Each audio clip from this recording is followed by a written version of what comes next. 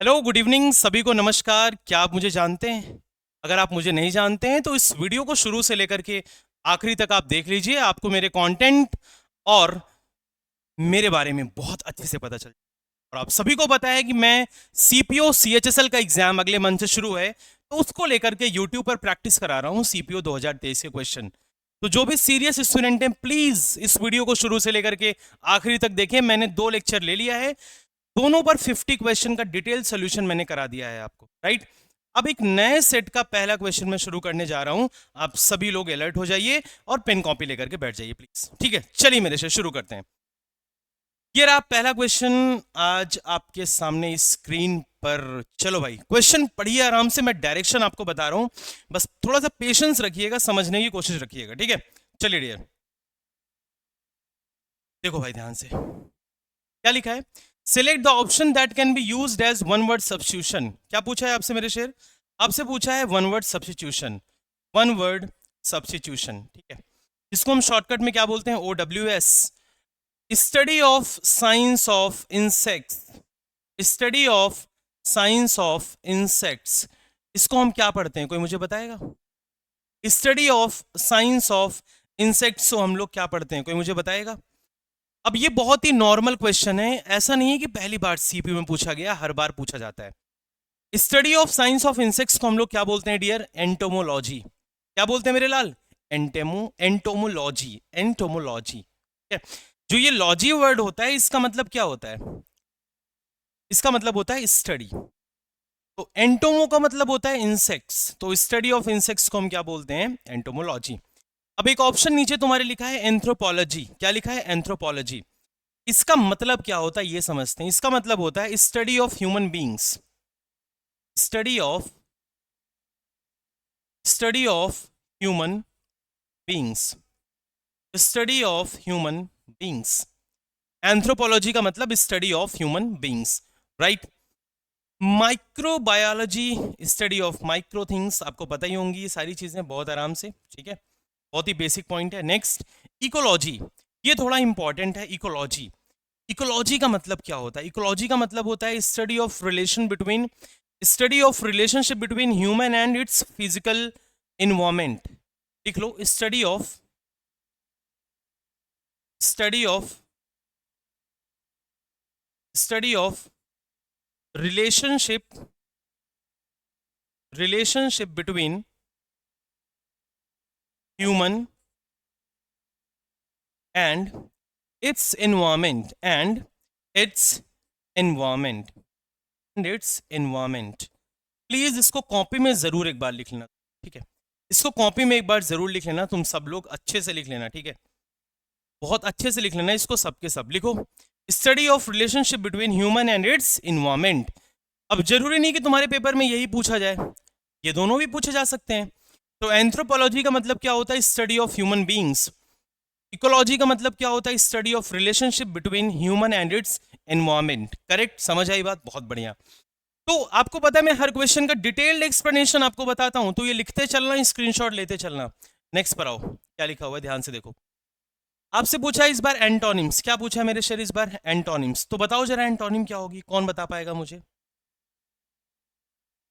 बताओ इसका एंटोनिम क्या होगा, कौन बच्चा बताएगा मुझे? फास्ट एवरीवन, एंटोनिम बताइए इसका। एपैथी। अगेन ये पहली बार नहीं पूछा गया डियर, ये कई बार पूछा जा चुका है। एपैथी का एंटोनिम क्या होगा? एपैथी मतलब जानते हो क्या होता है? एपैथी मतलब होता है लैक ऑफ इंटरेस्ट। एपैथी का मतलब क्या होता है डियर? Lack of interest. ये तो पता ही होगा आप सभी को, लैक ऑफ इंटरेस्ट। एपैथी का मतलब क्या होता है? लैक ऑफ इंटरेस्ट, मतलब जिसमें आपका इंटरेस्ट ना लगे, आप बिल्कुल उदासीन हो जाएं, उसको हम बोलते हैं एपैथी। और एंटोनिम पूछा जस्ट उल्टा। एक तरफ लैक ऑफ इंटरेस्ट है, इंटरेस्ट नहीं ले रहे हो, तो एंटोनिम क्या हो जाएगा? इंटरेस्ट। इंटरेस्ट, समझ आई बात? कीन, किसी भी चीज को लेकर के क्या हो आप? इच्छुक हो। कीन या फिर ईगर, कीन या फिर ईगर। समझ आई बात सभी को? तो इसको कॉपी में लिखते हुए चलो, बहुत इंपॉर्टेंट है मेरे शेर, very very very important. Ignorance मतलब टू इग्नोर समवन। सिंसियरिटी तो आप सभी को पता है, टू बी सिंसियर। अगर आप सिंसियर होते हैं तभी आपका सीपीओ एसआई का एग्जाम क्लियर होगा जो अगले महीने आ रहा है, करेक्ट। तो सेकंड क्वेश्चन का जो राइट आंसर निकल करके आ रहा है मेरे शेर, वो थर्ड निकल करके आ रहा है, दैट इज इंटरेस्ट। नेक्स्ट पर आओ, क्या लिखा है क्वेश्चन नंबर थर्ड, देखो ध्यान से, इसको लिख लेना मेरे शेर इंपॉर्टेंट, इसको सभी लोग अपने अपने कॉपी में एक चीज जरूर लिख लेना, क्या इंपॉर्टेंट, क्या लिखोगे मेरे शेर, इंपॉर्टेंट। लिखिए इसको, one who settles in another country, one who settles in another country. एक चीज समझना है, एक होता है इमिग्रेंट और एक होता है एमिग्रांट। तो एक तो ये रेसिडेंट नहीं होगा, एक तुम्हारा ट्रैवलर नहीं होगा, एक तुम्हारा रेफ्यूजी नहीं होगा। ये तीन ऑप्शन तो तुम्हारे ऐसे ही कट हो गए। इसके लिए हम वर्ड यूज करते हैं इमिग्रेंट, इसके लिए हम क्या वर्ड यूज करते हैं, इसके लिए हम वर्ड यूज करते हैं इमिग्रांट। और एक होता है एमिग्रांट, EMIGRANT, वो होता है अपना शहर छोड़ के जब आप बाहर की तरफ जाते हो। तो एक्सटर्नल से एमी याद रखना, जब बाहरी शहर से किसी दूसरे शहर में आते हो तो इन अंदर हो रहे होते हो तो इमी याद रखना। इसीलिए यहां पे राइट आंसर क्या बना है डियर, इमिग्रांट। क्लियर, बहुत बढ़िया। अगले क्वेश्चन पर आइए। तो इस क्वेश्चन को भूलना नहीं यार, ये बहुत इंपॉर्टेंट क्वेश्चन है, कई बार एग्जाम में पूछा जा चुका है, so many times, trust me. अगले पर आओ, क्वेश्चन नंबर फोर्थ पर। The Taj Mahal is one of the much popular 7 wonders of the world। कह रहा है जो ताजमहल है वो 7 वंडर्स में से एक, ये भी है वंडर और ये बहुत पॉपुलर है। अब जैसे कि एसएससी के बच्चे ये चीज रटते हैं, एसएससी के बच्चे ये चीज रटते हैं कि यार अगर आर्टिकल हमें दा दिख जाए, क्या दिख जाए, अगर आर्टिकल हमें क्या दिख जाए, दा दिख जाए, तो उसके बाद हम क्या लगाते हैं, सुपरलेटिव डिग्री लगाते हैं। कोई बात नहीं, बिल्कुल लगाना भी चाहिए, कोई दिक्कत की बात नहीं है, लेकिन मैं आपको कुछ चीजें बताना चाहूंगा, ध्यान से सुनना।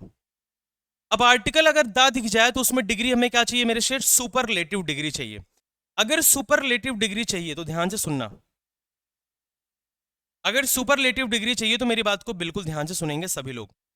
ये दा लिखा है, दा के बाद हम क्या लिखेंगे, सुपरलेटिव डिग्री, तो ये सुपरलेटिव नहीं है। मच का सुपरलेटिव क्या होता है, मस्ट। क्या होता है, मच का सुपरलेटिव होता है बेटा मस्ट। क्या होता है, मस्ट, राइट। तो कहां पे आंसर, ये देखो मस्ट, ठीक। लेकिन कभी कभी क्या होता है, कंपैरेटिव डिग्री के पहले भी आर्टिकल दा आता है। When we compare between two things और टू ऑब्जेक्ट्स, जैसे मैं बोलूं who is the better of the two, तो बेटर तो कंपैरेटिव डिग्री है, उसके पहले आर्टिकल हमने क्या लगाया, दा।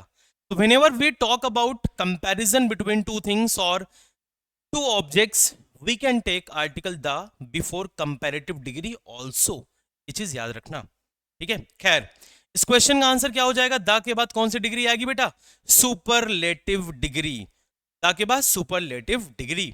तो the Taj Mahal is one of the most popular 7 wonders of the world. Very very very important. Question number 5 की तरफ आइए, क्या लिखा हुआ है। अगेन आपसे पूछा है इनकरेक्ट स्पेल्ड वर्ड बताना है, इनकरेक्ट स्पेलिंग बताना है और एक नंबर लेके चले जाना है अपने पॉकेट में। गांधी जी कंसीडर्ड, हमें नहीं लगता है कि इसके आगे इस क्वेश्चन को पढ़ के टाइम वेस्ट करना चाहिए। कंसीडर्ड की जो स्पेलिंग करेक्ट होती है मेरे भाई, आप सभी को पता होगा, बहुत ही सिंपल होता है, CONSIDERED, DERED, ये होता है कंसीडर्ड की स्पेलिंग। यहाँ पे क्या लिखा है, DA, तो ये गलत है ना, तो राइट आंसर क्या हो जाएगा भाई, थर्ड ऑप्शन में मिस्टेक है। इसमें मिस्टेक है भाई, थर्ड ऑप्शन में मिस्टेक है। समझ में आ गई बात सभी को, बहुत बढ़िया। नेक्स्ट क्वेश्चन पे चलते हैं। अब एक वर्ड यहां पे लिखा है अनटचेबिलिटी, एबोलिशन ऑफ टच, मतलब जो कहते हैं ना छुआछूत से मना करना, अनटचेबिलिटी आर्टिकल 17, याद रखना ये स्पेलिंग बिल्कुल सही है। अब आओ क्वेश्चन नंबर 6 की तरफ। बहुत प्यारा एक ईडीएम आपसे पूछा गया है, कह रहा है crack someone up. Crack someone up का मतलब होता है किसी को हंसाते रहना, किसी को हंसाते रहना। कहते हैं crack jokes, please crack some jokes, कि कोई जोक मारे तो आप हंसो। तो क्रैक समवन अप का मतलब होगा to make someone laugh, to make someone laugh, किसी को क्या करना, हंसाना। कहते नहीं क्रैक जोक्स, तो क्रैक जोक्स का मतलब होता है जोक मारो, उससे क्या होगा, सामने वाला हंसेगा। समझे बात को। तो to make someone laugh, right answer क्या हो जाएगा, फोर्थ ऑप्शन आपका करेक्ट आंसर हो जाएगा।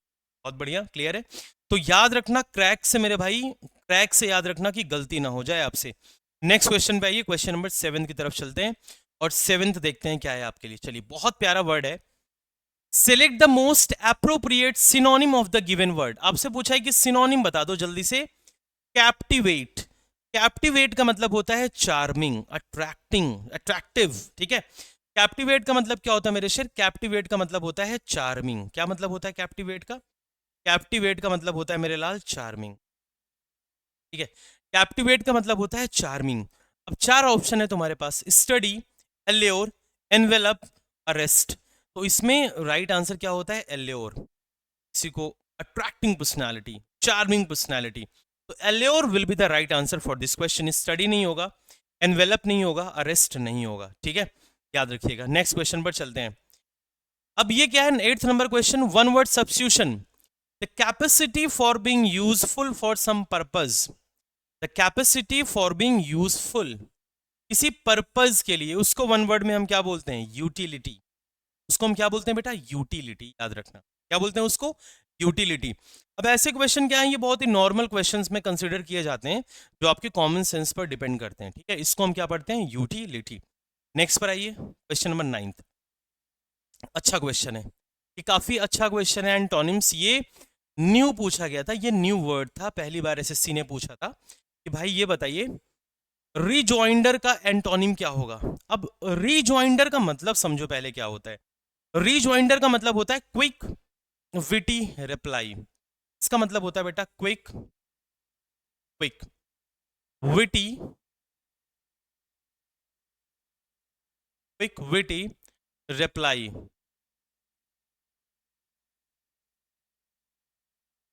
क्विक विटी रिप्लाई, इसका मतलब होता है शार्प रिप्लाई करना, चतुर रिप्लाई करना, ठीक है। बट एंटोनिम क्या हो जाएगा? रिक्वेस्ट करना। रिक्वेस्ट करना, भाई प्लीज कर दो यार। एक तरफ बंदा क्या कर रहा है? चतुर बन रहा है, और एक तरफ बंदा रिक्वेस्ट कर रहा है। एक चतुर तरीके से जवाब दे रहा है और एक रिक्वेस्ट कर रहा है, तो ये दोनों आपस में एक दूसरे की क्या हुई डियर? ये दोनों आपस में एक दूसरे के एंटोनिम हो जाएंगे, तो रिक्वेस्ट राइट आंसर हो जाएगा। Request will be your right answer for this question. Clear? 10th पर आओ, क्वेश्चन नंबर 10th पढ़ो जरा एक बार ध्यान से क्या लिखा। क्वेश्चन नंबर 10th एक बार पढ़िए। Select the sentence that has a spelling error. एक ऐसा सेंटेंस आप सेलेक्ट करो जिसमें स्पेलिंग एरर है। अब ये चारों दे रखा है, इन चारों को अरेंज किया है कि इसी में आपको सेलेक्ट करना है किसमें स्पेलिंग एरर है। The daily routines of these great man disseminate. क्या लिखा है? डिसिमिनेट। ये स्पेलिंग गलत है। डिसिमिनेट की क्या होती है? क्या होती है? डेसी, डेसिमिनेट की क्या होती है?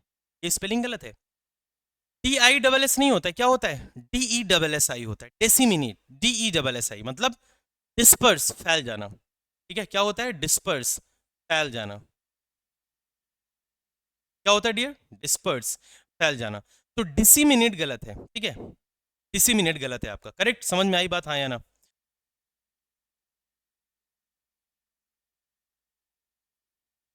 बहुत अच्छे क्वेश्चंस में से ये सब कंसीडर किए जाते हैं, बहुत इंपॉर्टेंट क्वेश्चन में से, ठीक।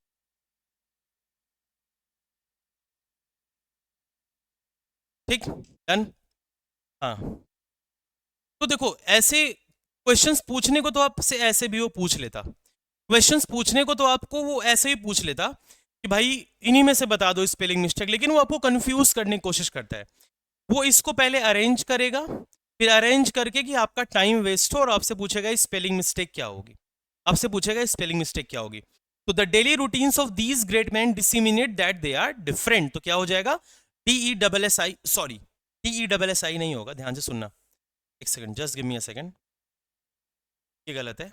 इसका करेक्ट स्पेलिंग एक बार लिख लो, आप कंफ्यूज हो जाए। बस बोर्ड, सेकंड, एक सेकंड, थोड़ा सा टाइम देना, बस एक सेकंड।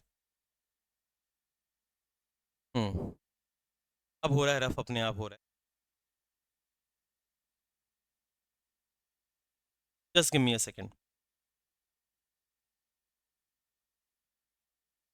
ठीक है। ये चलो देखो, डिसेमिनेट की जो स्पेलिंग होगी वो क्या होगी भाई? वो ये होगी D I double S E. Double S के बाद हमें ई लगाना होगा, बाकी M I N A T E बिल्कुल सही है। ये करेक्ट स्पेलिंग होगी, वो मैंने गलती से गलत लिख दिया था। D I double S E M I N A T, इसका मतलब क्या होता है? फैल जाना। तो राइट आंसर क्या होगा? फर्स्ट ऑप्शन इसका करेक्ट आंसर हो जाएगा कि भाई इसमें मिस्टेक थी। The daily routines of these great man disseminate that they are different. Next पे आओ, 11th नंबर पे क्या कह रहा है? Select the correct idiom to replace the underline sentence. अब ये क्या है? तुम्हारा ईडियम है, पढ़ो जरा एक बार क्या लिखा है। We should ask Emily to join our team. Emily क्या है? एक लड़की है। एमिली क्या है? एक लड़की है। कैसे पता चला? She is as keen as butter. She is as keen as butter. As keen as butter का मतलब क्या होता है? Energetic. As keen as butter का मतलब क्या होता है? इसका मतलब होता है भाई एनर्जेटिक। क्या मतलब होता है? इसका मतलब होता है मेरे शेर एनर्जेटिक, मतलब ऊर्जावान। क्या होता है?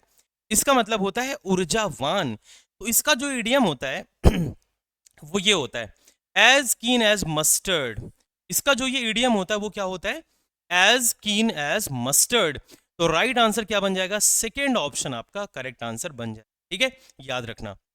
12th नंबर पर आते हैं। तो इसका मतलब क्या हुआ? वी शुड आस्क इमली टू ज्वाइन अवर टीम। हमें इमली से पूछना चाहिए हमारी टीम को ज्वाइन करने के लिए। She is very energetic, she is very keen to join our team.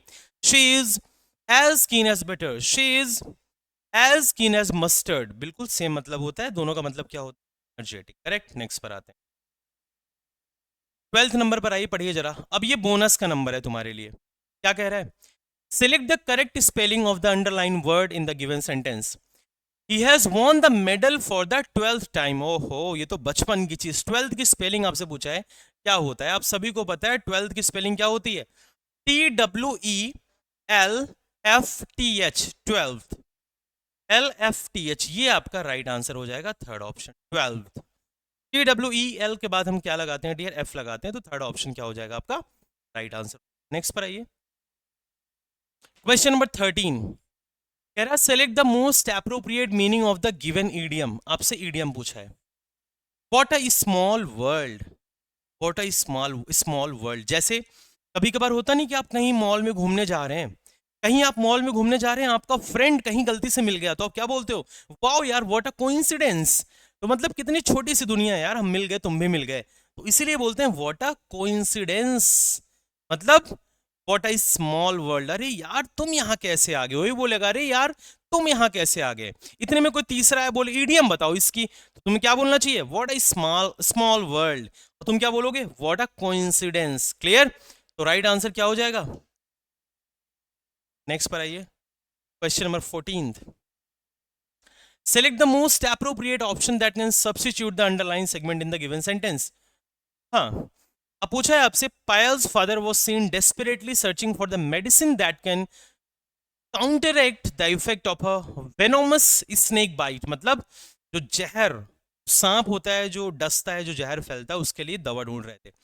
उसके लिए एक पर्टिकुलर वर्ड क्या होता है? जहर नाशक। उसको हम बोलते हैं एंटीडोट। है कहीं पे? ये देखो, उसको हम क्या बोलते हैं बेटा? उसको हम बोलते हैं एंटीडोट, जिसका मतलब होता है जहर नाशक। इसका मतलब क्या होता है? जहर नाशक। क्या मतलब होता है जिसका? जहर नाशक, मतलब जहर खिलाने वाला, एंटीडोट। समझ में आई बात? हाँ या ना? क्लियर है? तो ऐसे क्वेश्चन जो होते हैं बस आपको दिखने में बड़े लगेंगे, मीनिंग अगर आप समझ जाओगे एक बार में ही आंसर को हिट कर दोगे। याद रखना। क्वेश्चन नंबर 15 की तरफ आइए। 15th, उड़ाओ। Select the most appropriate antonym of the given word. अरे वाह, एसेट। आए दिन आपका दोस्त यार बोलता रहता है यार तुम्हारी एसेट कितनी है, तुम्हारी संपत्ति कितनी है भाई। इसका एंटोनिम पूछा है। एक तरफ संपत्ति है तुम्हारे पास, दूसरी तरफ क्या होगी? लायबिलिटी, जिम्मेदारियां भाई। संपत्ति नहीं, सब उधार ले रखा है। तो ये एंटोनिम हो जाएगा बी ऑप्शन, लायबिलिटी। नेक्स्ट पर आओ। Question number 16। इनकरेक्ट स्पेलिंग पूछा है आपसे, किसकी है भाई? मेरीमेंट बिल्कुल सही है, यर्न बिल्कुल सही है, जेनिथ बिल्कुल सही है, जिसका मतलब होता है टॉप, पिनाकल, पैरामाउंट, सर्वश्रेष्ठ। यर्न मतलब लालसा। मिनिएचर होता है स्मॉल साइज। मिनिएचर का करेक्ट स्पेलिंग क्या होता है? MINIATURE। MINIATURE, मिनिएचर, जिसमें टी के पहले क्या आता है बेटा? ए आता है। ये देखो, टी के पहले क्या आता है? ए आता है। तो राइट आंसर फोर्थ ऑप्शन। ये मिस्टेक था तुम्हारा। नेक्स्ट पर आओ। 17th, select the most appropriate antonym. Most appropriate antonym. Placid, इसका मतलब होता है काम, बिल्कुल शांत रहना। प्लेसिड का मतलब क्या होता है बेटा? प्लेसिड का मतलब होता है काम, सूद और पैसिफाई। ये सब मैंने आपको बहुत कराया हुआ है। काम, सूद, पैसिफाई, मॉलिफाई भी लिख सकते हो आप, मॉलिफाई,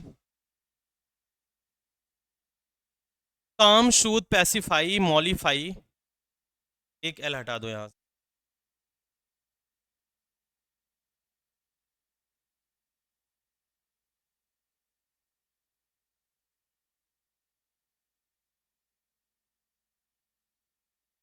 ठीक, आओ अब देखो सही, मॉलिफाई, अब सही हो गया तुम्हारा।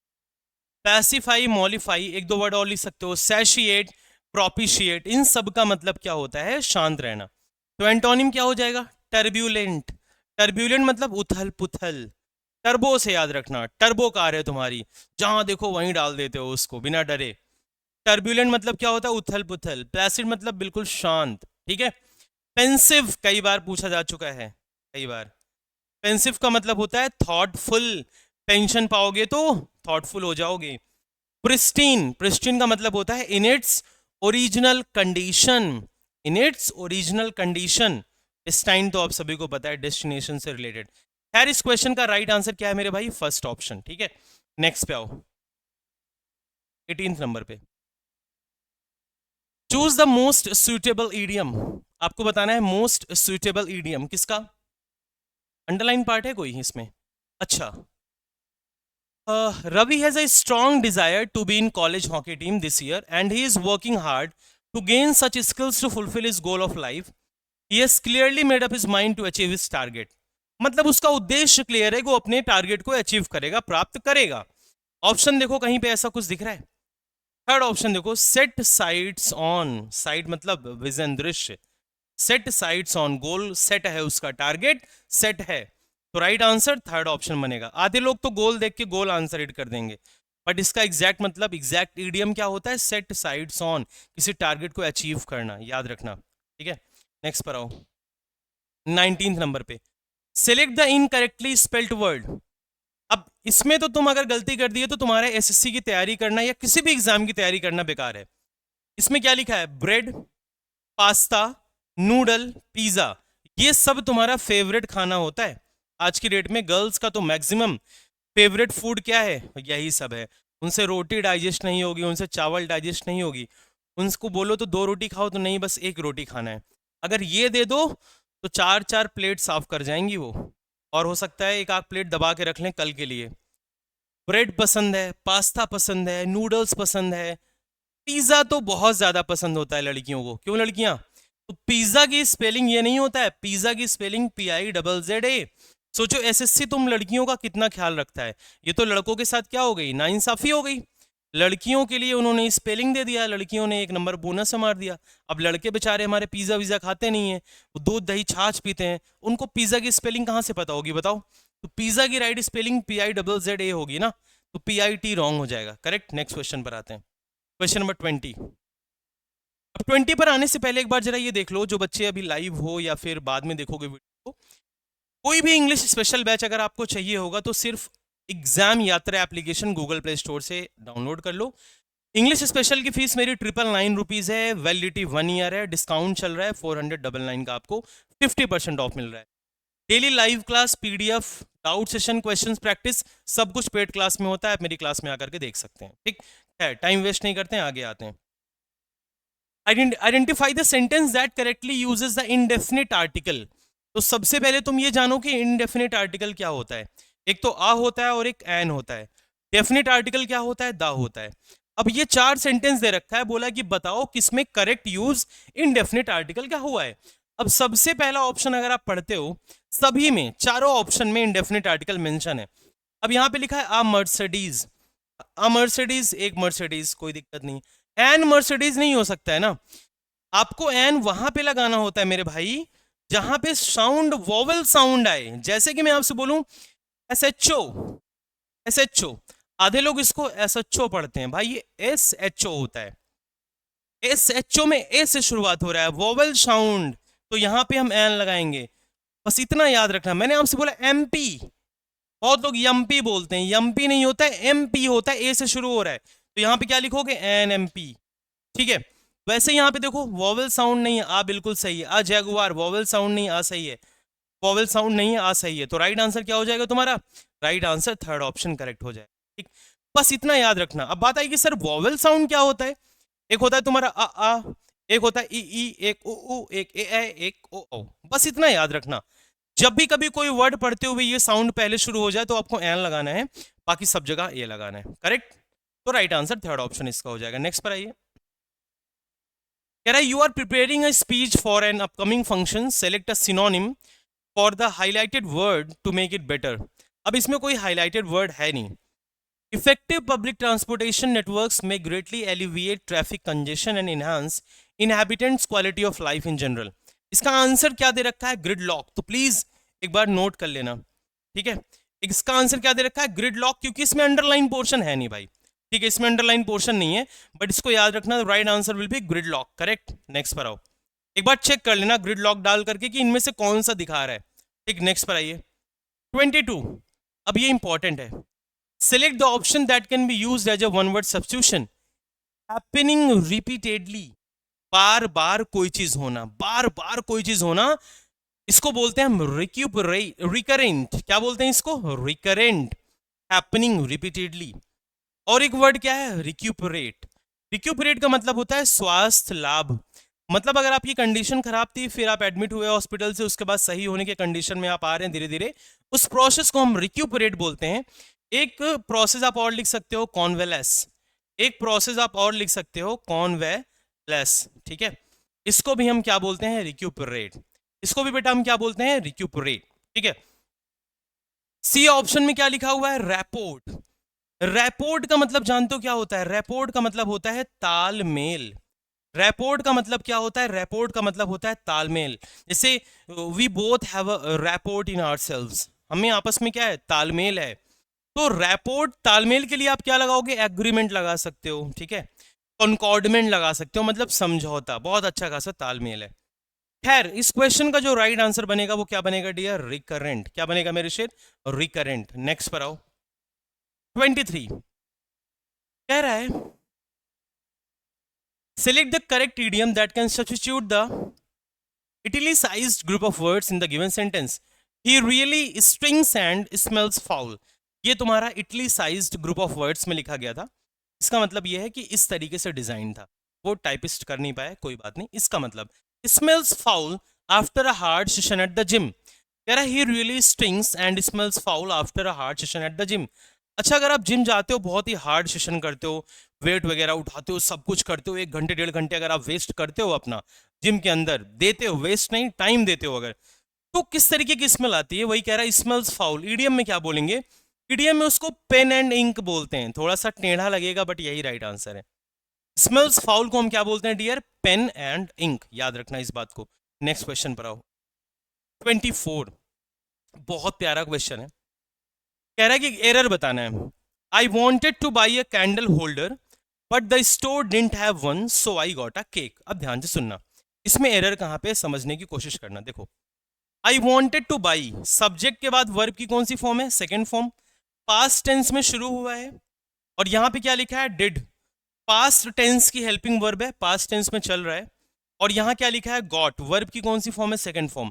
पास्ट टेंस में फिनिश भी हुआ है। पास्ट में शुरू, पास्ट में चल रहा है, पास्ट में फिनिश हुआ है, और ये टू के बाद वर्ब की कौन सी फॉर्म है? First form. इसको हम बोलते हैं इनफाइनाइट फॉर्म ऑफ वर्ब। मैं एक कैंडल होल्डर खरीदना चाहता था, लेकिन स्टोर के पास डिड के बाद वर्ब की फर्स्ट फॉर्म आती है। अगर मेन वर्ब ना हो तो helping verb have he main verb की फर्स्ट फॉर्म करती है, जो कि लिखा हुआ है। लेकिन स्टोर के पास एक भी नहीं था, इसलिए so I got a cake. Correct? Verb की सेकंड फॉर्म है।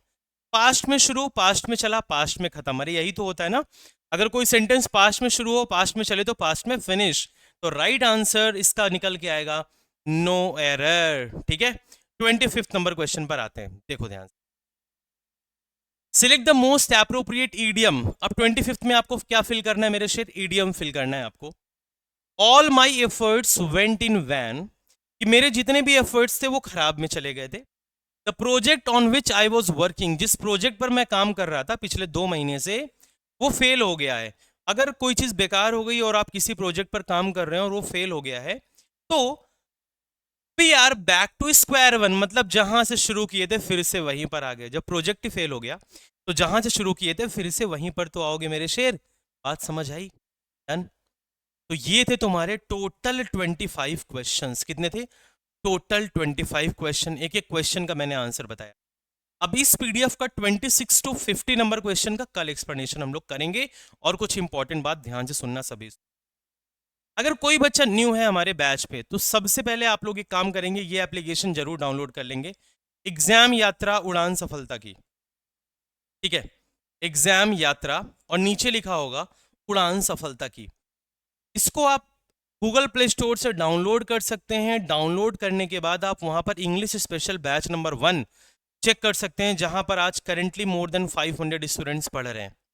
आप इस बैच में ज्वाइन करेंगे, आपको हर लेक्चर का डिटेल्ड डिस्कशन दिखेगा विद प्रीवियस ईयर क्वेश्चन। और एक बार ये बैच इंग्लिश स्पेशल 1 कंप्लीट हो जाएगा, इसके बाद इस बैच से कोई भी क्वेश्चन किसी भी एग्जाम में बाहर नहीं जाएगा। ये मेरा वादा है, इस चीज को आप याद जरूर रखिएगा। अगर किसी बच्चे को कोई डाउट होता है किसी भी तरीके का तो ये मेरा पर्सनल नंबर है 7678381218। ये मेरा पर्सनल नंबर है। आप लोग इस पर मुझे किसी भी टाइम व्हाट्सएप कर सकते हैं, कॉल कर सकते हैं रिगार्डिंग माय बैचेस। ठीक है, डन। तो और किसी को कोई डाउट किसी भी बैच के regarding CAPF, CDS, NDA, CGL, CPO, तो आप इस नंबर पर कॉल करके व्हाट्सएप करके हमसे पूछ सकते हैं। ठीक है, डन। अब दूसरी बात, एक जाते जाते एक होमवर्क आपके लिए ये रहेगा। होमवर्क आपके लिए ये रहेगा कि आप लोग कमेंट बॉक्स में, इससे पता चलेगा कौन बच्चा पूरी वीडियो को देखता है, कमेंट बॉक्स में इसका मतलब आप लोग मुझे बताएंगे। पर PURR का मतलब क्या होता है? ठीक है, डन। उम्मीद करूंगा आज की क्लास आपको बहुत अच्छी लगी होगी। अगर अच्छी लगी होगी तो सेशन को लाइक करना, हमारे शेयर कर देना और कमेंट करना प्लीज मत भूलना। ये सारी चीजें एक मेंटोर, एक एजुकेटर के लिए मोटिवेशन का काम करती। ठीक, तो इस वर्ड का कमेंट बॉक्स में आंसर आप लोग जरूर बताइएगा। बहुत अच्छा लगा आज भी। अगर आप हमारे वीडियो को पसंद करेंगे तो कल अगली सीरीज फिर आने वाली है, यानी कि क्लास नंबर 4 CPO CHSL वाले बच्चों के लिए। तो अपना ख्याल रखें। Thank you so much and Jai Hind to everybody. Google Play Store से जाकर के एग्जाम यात्रा ऐप को जरूर डाउनलोड करें। Bye bye, take care, thank you so much and जय।